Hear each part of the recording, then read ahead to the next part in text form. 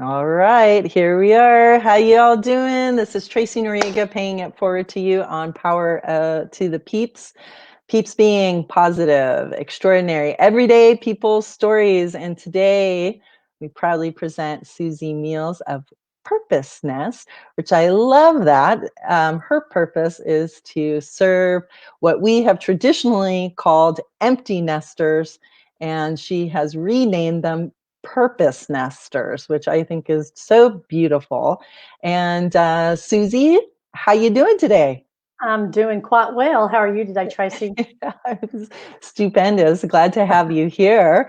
So I wanted to ask you how a little bit about yourself, where you're at in this big wide world, and where you're located, and just anything you want to share. Like, I know you're a mom, and that's the purpose of the Purpose Nest too, that you became an empty nester. So how many kiddos do you have, and where are you at in this in the US of A?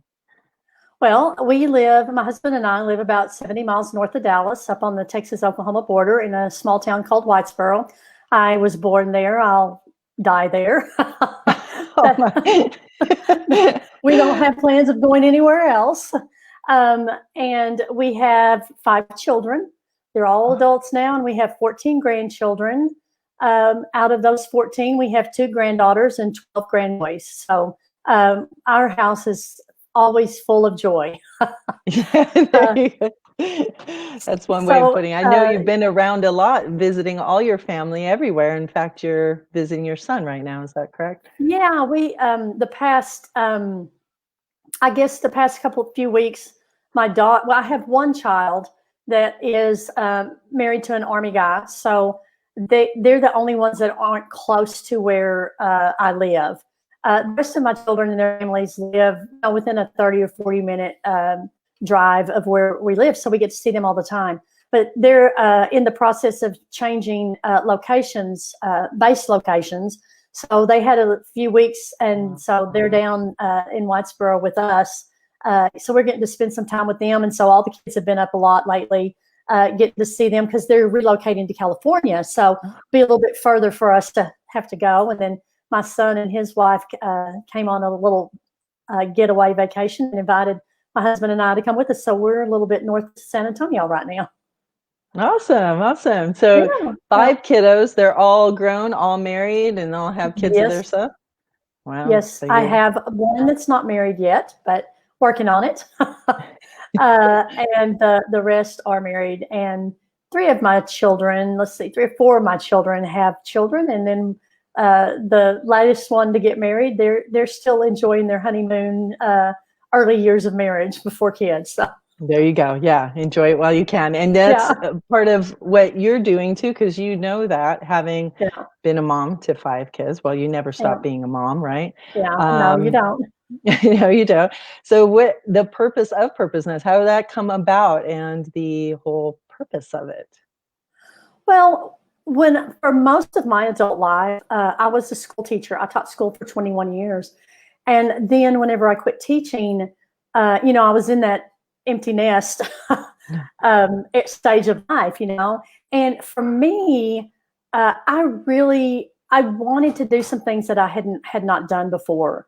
I always tend to dream big. I've always had these things I wanted to do, but I would allow my negative mindsets or my perceptions of things kind of keep me held down from attempting to do those things. It depended on what it was.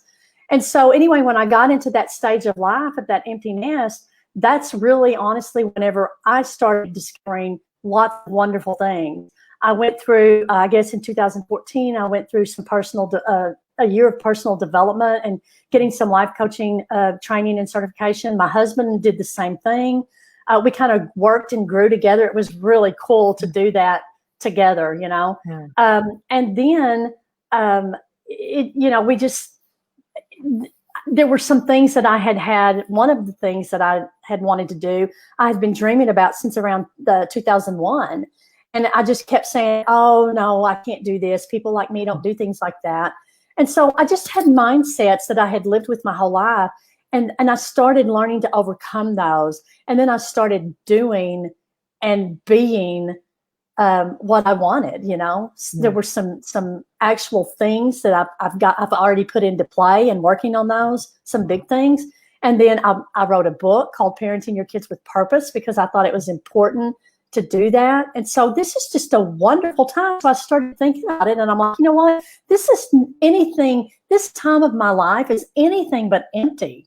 It's full, it's full of purpose. And so that's kind of my message, that a lot of times we're so busy taking care of everyone else in those, the early years of marriage. You're trying to, nurture that marriage relationship, and then the kids come along and you're nurturing them, and then you're doing work. And so now you get to a time in life when it's okay for you to think about yourself, but sometimes we take that history of putting everybody else first and not investing in ourselves, and we don't know what to do with it. So my message is, yes, you have purpose. Yes, your nest might be empty, but there's still a lot of things left to do. And so sometimes, unfortunately, people have, especially women, they struggle with how to get around those obstacles or those mindsets. And so that's what I do. I help women to get past that. Yeah. Well, let's talk about that, because you had to get over yours in order to serve for others. And, you spoke very well and put it like, as mothers, then you put everybody else first and all the others' agenda, especially if you're running the kids around to here and there. And then it's just like, well, I'll do that later. And then years go by.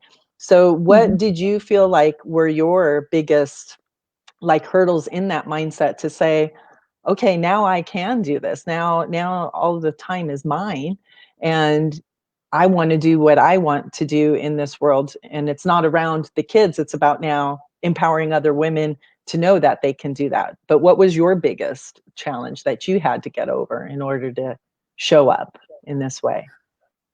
Well, that's a great question. There were a couple of things, but I think the number one thing was for me to realize that there were these rules that I grew up with that were deeply ingrained in me.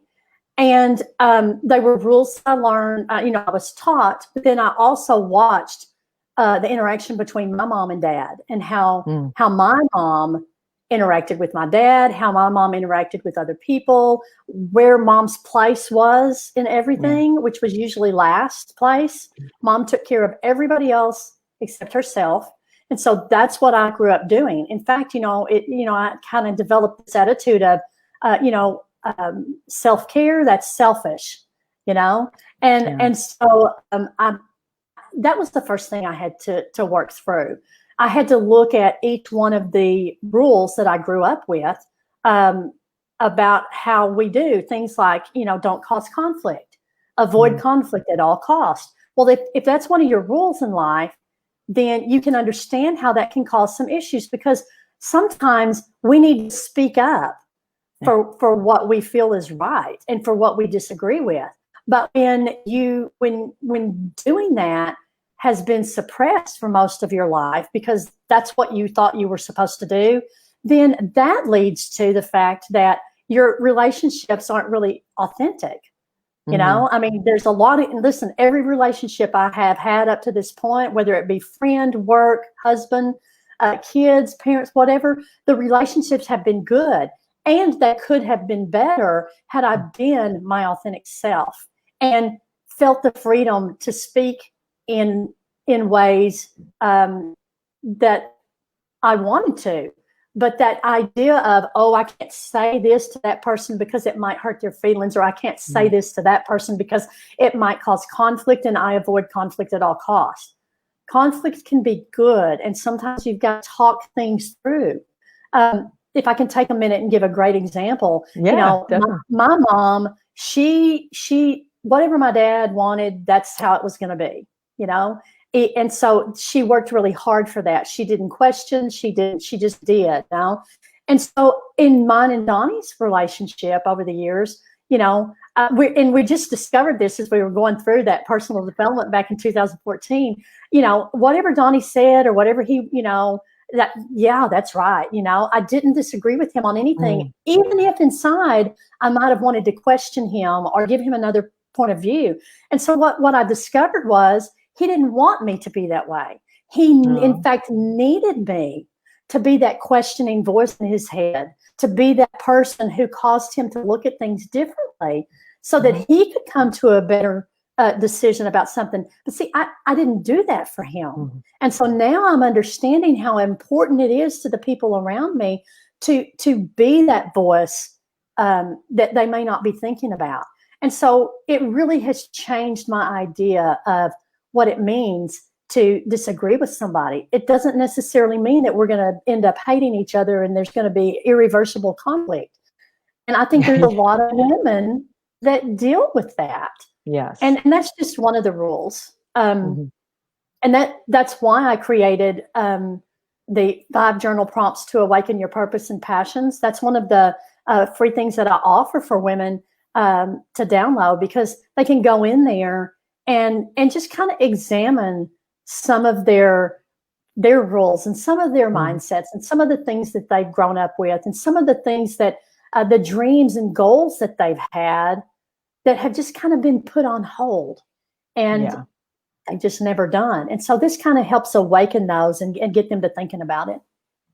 Well, I think you totally hit on it, because we, so many things were so modeled for us, shown to us, that then we take it as that's the truth. And it could be nothing further from it, especially speaking up and speaking about if, that's, especially honoring yourself if you don't agree with something, or if it's something is really, your feeling is against your person too. It's just like, well, no, I don't like that. And I don't like when you speak to me like that. And, but I think the biggest lie that gets told to parents, and I know I fell for it too. And, I wasn't like initially a natural parent, more a blended parent coming in, but I fell for it too, is that whole thing that once you have kids, you have to sacrifice everything, because that's what a good parent does. And, that was one of the reasons why I didn't want to be a parent, because I'm like, oh my gosh, I want to have my own life. I want to do what I want to do when I want to do it, and then when I got with Ruben, it was like, okay, all of a sudden instant family. And then it was, and there is that degree, that discernment between, putting what needs to be done for them. Like, hey, let's, we moved here to Arizona so we can have a better lifestyle. We were in California and just, not be in the rat race as much and be able to be around. And so we did that too for ourselves and for him. But then I watched myself just put everything, everything first, and then his needs, and then being special needs, put it even higher. And then it was debilitating at one point. Like I was even being told by counselors, where's your self-care? And so like you said, self-care, what do you mean? And then all of a sudden I was getting assignments from the behavioral coaches to say, what are you going to do this week? I want you to do 2 things for yourself that have nothing to do with the family, that's for you. And that was to me the first time I was ever being told that, like, you have to schedule that in. And you're not doing a service, that whole analogy of the oxygen mask comes down. You're supposed to put it on first before you put it on your kiddo, because you're going to pass out. And that's just how we end up living all the time, is oxygen deprived. And when I look at, this is something I want to point out too. I look at my mom and dad, and they had a wonderful relationship, and the way that they did their relationship, it worked for them.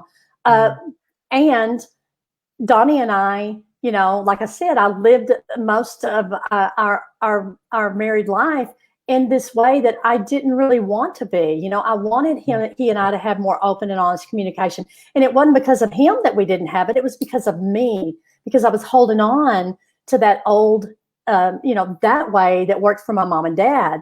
So, I'm not big into, when I look at what I learned from my upbringing, it's not in a way to to criticize them for the way they did it. It's just to acknowledge that's not going to work for me, and that's not what I want in the relationships that I have. And I think that's really important, because it's easy to blame other people for where you are, but what I've come to understand is that every road that I've gone down, I went down because I willingly went there instead of stood up and said or did or acted or behaved in a way that really went along with who I am, And so there's that, I just wanted to point that out, because I think that's important too. That's way important. And if anything, I think that's really where your purpose is too, is to empower people to say, let's Yes. question this. Let's question this, that we've been told this and sold this. And these, if it's not what you want to do, guess what? You can make a powerful choice. And I think Yes. that's the responsibility. I know I Mhm. speak a lot about that in what I do too, is like, okay, there's the awareness that, oh my gosh, I've been living under this thought concept, and then it's like, okay, now that I'm aware of that, I have to be responsible. I'm not going to blame the people who brought me up. They did the best they could with what they had, and that's what it was. But now I'm an adult, so now it's my responsibility to decide, well, do I want to continue that, or do I want to make a different choice, and then choose what it is, as you said so eloquently.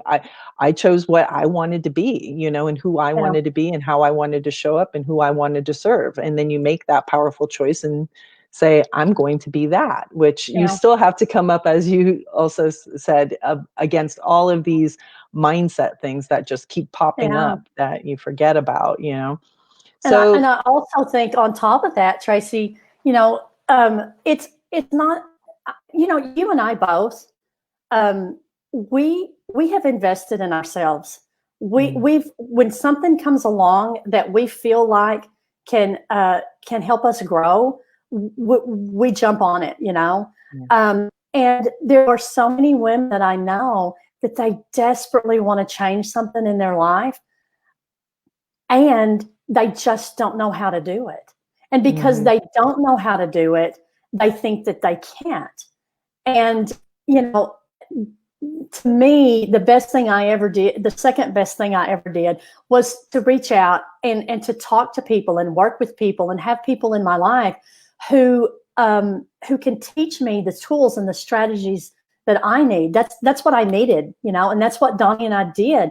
So making the changes and living your dreams and all of these things that you wanted, that you have deep inside, so many times they're just so far down inside of us, but they never go away, Yeah. But getting those out and actually having them come true for you, it takes a willingness on your part to do what you need to do. Sometimes it's to read things. Sometimes it's to look stuff up on the internet. Sometimes it's to find somebody who can help you through what you're doing.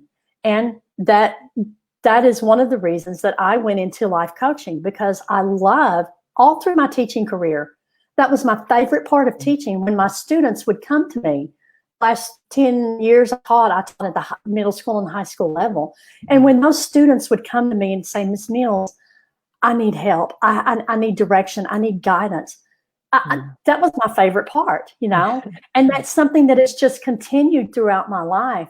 And so I love being able to work with women who have a desire to have something different in their life, and they don't quite know how to do it.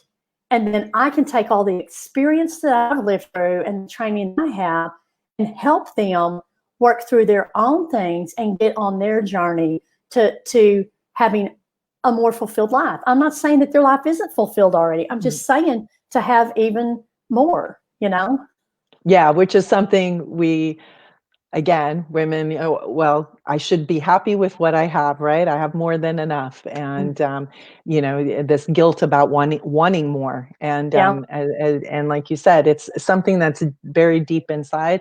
And thank you for bringing that up, because we can read as much as we can. We can go online. We can, read books and go to,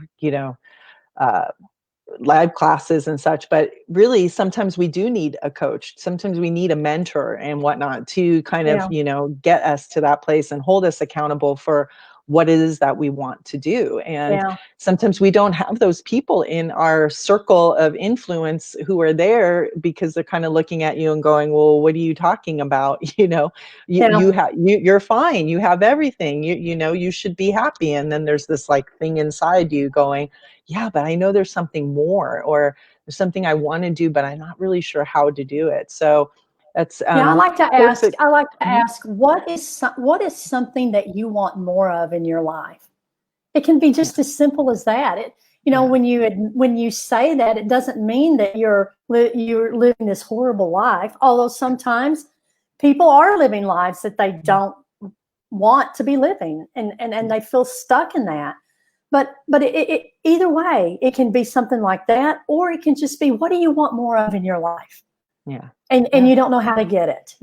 So Well, this is a perfect lead into what you're doing right now. You have a challenge coming up. I have all the yes. link down there.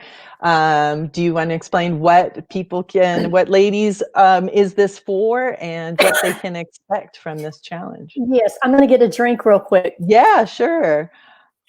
Um, yes, I'm doing a 5-day Embrace Your Purpose challenge. And it is October the 12th through the 16th is the next one. And what I do is let me back up just a second. I Mhm. do mostly work with women of faith, empty nesters. And I have been challenged on that a couple of times because I've had people contact me and say, "Hey, I'm not an empty nester," or Mhm. what if I'm not a woman of faith? And so I want to take a second and just explain that. Yeah. If you're a woman of faith, empty nester, or you're a woman who's looking to find your voice in this stage in your life, then that's who I work with. Now, I will say I am of the Christian faith. And so I do teach that you need to know what your values are, and Mhm. most people's values stem from their faith. Yeah. So I'm not somebody who's out there pounding the Christian faith in, uh, you know, but I do challenge you to know what you believe in, because Mhm. what you believe in determines what your values are, and then that determines what your purpose is, how you look at what your purpose is here on earth, and how all of that fits in together. So does that kind of answer your question about kind of who it is that I work with? Yeah, And definitely. Because, I did see that on your website too about being faith-based. And I know where I was, even just 5 years ago, that might have put me off or go, oh, she's not going to want me because I'm not really, maybe she's a Bible thumper, or maybe she wants to speak about that. And then I'll feel uncomfortable or not agree. And, one of the things we talked about is all of these mindset stuff. And a lot of stuff does come from religion too, yeah, like letting you yeah, know, like where your place is as a woman, yeah, and yet, I know you personally, and that's not where you come from. So I'm glad that you can speak to that and say to people so that they know that it doesn't exclude you. It doesn't yeah, exclude you. And many yeah, times what we talk about faith is just, the golden rule, right? yeah. Um, it comes right down to. So I Well, don't what I want that do, to yeah, hurt. what I do is, I mean, I pretty much anybody that follows me at all, they're going to know I'm of the Christian faith. In any of the challenges and things that I do, um, I do ask them to think about their faith and how Mhm. it plays into their life. And if someone asks me, I'm definitely, like I'm always saying, hey, if you don't have a faith and you're interested, you can reach out to me and I will be glad to share with you the Christian faith. But yeah, I'm not a hammer over your head kind of person. Mhm. I'm going to live as I believe I'm supposed to live in my Christian faith.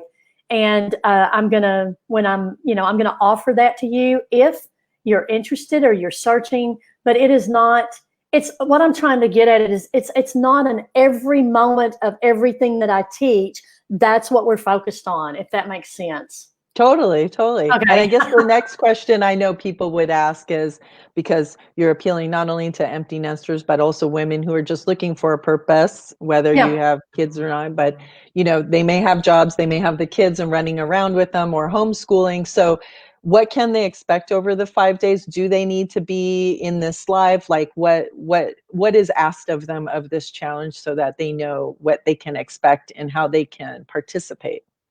Okay. That's a good question. Um, the One of the things that I ask women, when they sign up for the challenge, it actually has it on my landing page where they sign up. It says, "What if between now and when you take your last breath, you finally went after all the things you've longed for and you haven't done yet?" That's kind of where I like to start. I like for people to know that's kind of what we're going to be talking about, and just kind of a quick breakdown on the first day. What we do, it's all about exploring, and talking about what are those dreams, what are those Mhm. things that you visualize, what are those things that you've put off, what are those things you long to do that you haven't done yet. So day one is about exploring, and there's some things that I do with that to help women. Sometimes women at this stage have forgotten how to dream. Yeah. They just have forgotten how to dream. Sometimes we can't dream past where we've been. And so day one is all about that. Day two, we talk about the pains of living outside of what you long for and what you desire and where you want to be and the changes that you want to make and the improvements, all of those things. There are pains. You may not look at them and think of them as you do, they may not register as a physical pain, but there are pains that you experience that I like to talk about in the terms of longings that stay inside of you. So we talk about what those pains are and how they affect you and the way you relate to yourself and other people. And then we also talk about, the three main types of relationships you have in your life and how it affects those. In day three, we really dig into some strategies and tools that you can use to make these changes. In day four, I really spend some time talking about what does it mean to settle and what does it mean to long for something. And then we get into the 4 reasons that women settle for things. And then on day 5, we talk about knowing your purpose and how that determines your values and how that determines the choices that you make in life. So that's kind of it in a nutshell of what we do. But it does take some work. We meet at 9:30 Central Time each of those days, but they are recorded. They are there. I do it inside of a private Facebook group called Embracing Your Purpose, and so people join that so they can see the challenge and participate in that. So I usually leave that challenge up if they're not able to make the challenge live. Then each day they can watch it on their own time, or I do leave it up for a few days afterwards so that they can have time to get it watched and go through it. So there's ways to participate in it even if you can't do it live every day. Awesome. So yeah. Well, those are beautiful things to think about, because I know I've been in groups where, ladies just have been stumped about, I forgot what it is to dream for myself because I'm just thinking about the kids and a family vacation seems like a dream, so, not thinking of themselves. So Yeah. that's really beautiful. And I want to encourage everyone to check it out, especially you ladies, whether you're an empty nester or not, a woman of faith or not. I mean, we all have something we believe in and faith in something. And I think it's a glorious and beautiful thing that you're doing to waken people up. And you're not an empty nester, you're a purpose nest. I really love that. Absolutely. Yeah, because you're not empty. And I have heard that so many times. I've had some friends myself who had kids earlier and they're like, "Oh my God, what am I going to do?" I'm like, "All this stuff you said you couldn't do when I would call you." Yeah. when I didn't have kids. you know, so it's like, yeah, let's get on board with those dreams. There's still time. And like you said, between now and your last breath, what is it that you'd love to do, Yeah. and get out there? And right now is that time, you know, with everything in the world that's going on. What a better time to go ahead and pursue your dreams, Yeah. and make it count, Yeah. and invest in yourself. And I think that's a great point that you put out there. It's an investment in yourself, even just Mhm. taking the time and getting curious, just being willing to look at things differently, to be exposed and explore possibilities. That in and of itself is, you know, is one of the greatest gifts you can give yourself, because Yeah. it's just making that, and I like to look at it as, is just making a shift, like tectonic Yes. plates. We get so stuck, and it's not until you make a little shift, you know, that then all of a sudden it's like, oh, you know, a shift in perspective too. I never thought of Mhm. looking at that way. Yeah. I never thought that, oh my gosh, that what I've been thinking is actually working against me and not for me, and that I really don't even agree with this. Like, who the hell put that in my Yeah.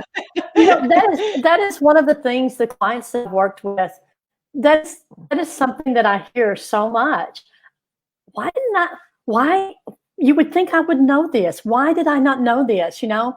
Mhm, And so yeah, you're exactly right. It's mhm, it's very interesting how we're trained mhm. in certain to just think in certain ways, and you have to be intentional Yeah, about getting past those things and doing it differently. So yeah. Well, thank you for what you do, thank you, Susie. Tracy. No, we're already at half an hour, and we talked I about know, this before. I know. It's chock full of goodness. And yes, if anything, you can really know who Susie is and what she's about and what her purpose is, for all you purpose nesters out there. And yeah, adopt that name, take it on, and you're not an empty nester. You're full of purpose and full of life still to give. So I thank you so very much for joining us here and sharing your vision and what you do in the world, which is just fabulous. Thank you so much, Susie.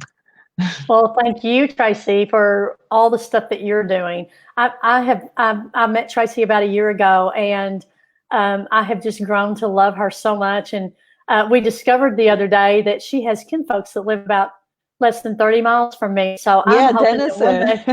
I'm hoping one day she's going to fly up to Denison, and we're going to get to spend some time together. I love Tracy to death. So thank you so much, Oh, Tracy. thank you. Yeah, and I'll be happy to introduce you to my Uncle Johnny and Aunt Aggie, and my cousins up there too. And then we'll have a family of a family. There So you just more go. extended family, more blendedness. Well, thank you everyone for joining. If you're still with us, I appreciate it. If you fast forwarded, that's cool too.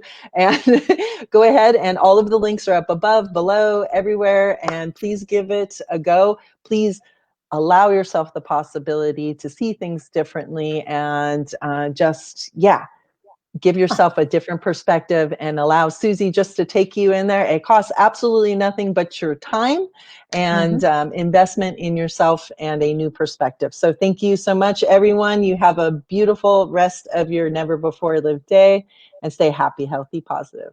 Cheers.